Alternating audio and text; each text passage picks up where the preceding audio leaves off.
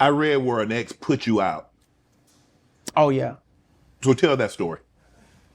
Yeah, that's when I was first, in my beginning stages, really chasing my dream of comedy. At the time, I felt like she didn't believe in my dream and my goals. I used to want her to support me so much. I thought there was gonna be a woman I was gonna be with. You know what I'm saying? I did a lot of stuff with her. You know what I'm saying? Every dime that I got, where I was working, I gave to her. The only thing I wanted to do was get me a haircut and pay my cell phone bill so I could, shoot my video. Right. But I felt like at the time the money, it wasn't coming fast enough. Right. It wasn't there. So she went, you need to get a job. You need to do this. You need to do that. Well, I can't do this no more. So you might have to go do something else. So it sent me to my grandma's house. You know, since I was staying with my grandma for a little minute, and at that moment, But that happened late at night. That was like yeah, like. So she put you out like 2, 3 in the morning. Yeah, and crazy. Like I cried. Like I cried. I was crying already. Like when you chasing something, man, you trying to make this shit work. And man, I remember this shit like yesterday. Like I was trying to talk to her. She like, boy, if you don't go to sleep, I'm like, what? Yeah, you know what I'm saying? All right. So y'all got the gist of that, right?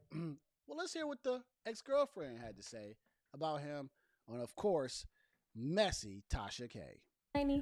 That's when he switched up. He started moving differently. Dez would sit here and say, oh, he was giving me all his money. You were giving me all your money live. You was being stingy with your money. You was being selfish. You used to even hide how much money you was making. Like, literally, I would find your receipts, your bank receipts. If I'm getting in the car, like, you just told me you ain't had no money to help me do this, but you got thousands of dollars in your bank account. So now I got to curse you out behind it. But when you ain't had nothing, you ain't never had to curse me out about you being hungry, you trying to cut the lights on. Like, everything was handled. But when I lost my job and now I needed you and you was actually making money, all that, she didn't believe in my dream. The dream was very much so a reality, even on his timeline that he provided. But see, the world don't know that. Let's start with the first lie, I was unsupportive. If you go through this boy's entire Instagram page, all his videos was made in my car. He didn't pay no car note, no insurance. He wasn't paying maintenance. When Desi started making money, that's when he switched up. He started moving differently. Dez would sit here and say, oh, he was giving me all his money. You were giving me all your money live. You was being stingy with your money. He wasn't doing none of that. That was all my doing. So not only was I giving you money and giving you a way to shoot content while I'm at work at night, slaving on somebody's clock, but then also when you wanted to go network and go shoot content with other people, I provided your way. I gave you money for that, for you to do. All right, I think y'all kind of get the gist of kind of what's being said, right? So let me give y'all my thoughts on this, right? My thoughts on this. Switch the view. This is my unfiltered thought right here. Why in the world are you talking to Tasha K? Why do you feel that you need to put your story out there? I think I speak for a lot of people in general that we don't care about your opinion. You're an ex-girlfriend. You are, I'm sorry to say this, you are nobody. Like, we don't care about you. We know Desi Banks. You know what I'm saying? You just a part of his story. That's all you are. You're just a part of his story. We don't really need to see you by face because your same story applies to 100 different people that are out there chasing their dreams. You told him he had to get up and get a job. You kicked him out of his house and he had to go to his grandma's house, right? That's what was said. He was crying. He probably was because he was chasing his dream and he was adamant about it. And all of a sudden, every time a man goes and gets money, he always switching up when he get money. Well, he should switch up a little bit when he get money because he should have access to a little bit more. He should probably be around a different environment of people. He can now do things that maybe broke people can't do. So maybe he might act a little different to you because you didn't have Audio Jungle. We don't care about your opinion. And I say that respectfully because you going to Tasha K just means that you want to try to expose him. And all he just said was, I had an ex-girlfriend that didn't support me. There are people's mothers that don't support their own children. There are people's brothers and sisters that don't support them.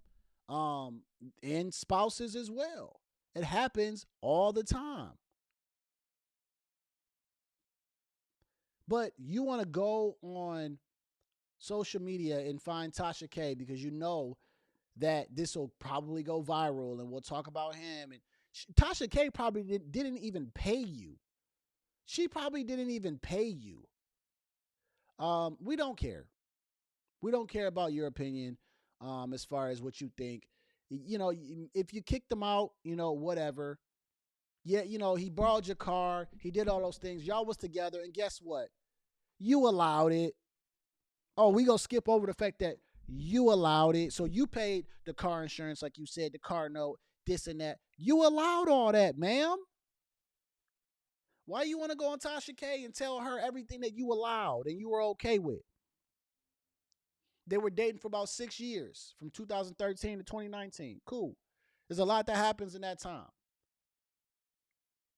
He happened to blow up probably a little bit after that. You missed your calling. You missed your mark. You didn't stay in the game long enough. Maybe he did need to get a job, right? Maybe he needed to, maybe you were nagging him about what he needed to do because you're like, hey, you got to get a job, this and that. Okay. But now my man, from what I know, owns a bunch of real estate and he's got his own trucking company and he's a comedian doing pretty well. He's doing pretty well. And you're going on Tasha K's platform to try to expose him for just a couple of dollars that he makes probably snoring in his sleep.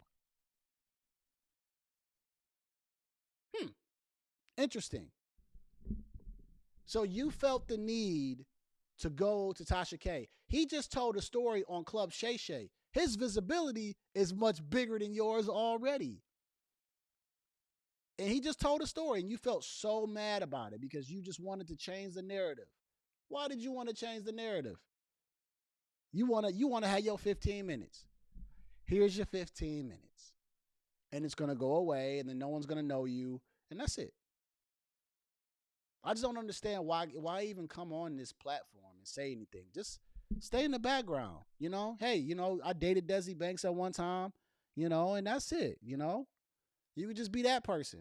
You dated him at one point. Oh, okay, cool. How was he? But you want to come on here and try to expose him. That's when you know you made it, boy. That's when you know you made it. You know what? I shouldn't say I can't wait because I don't really want this to happen. But I'm sure I'm going to get to the point where people are going to take my clips and they're going to cut it up and they're going to react to it. And they're going to start talking mess about me. They're going to try to start digging up on me, digging stuff up on me. And that's when you know you made it.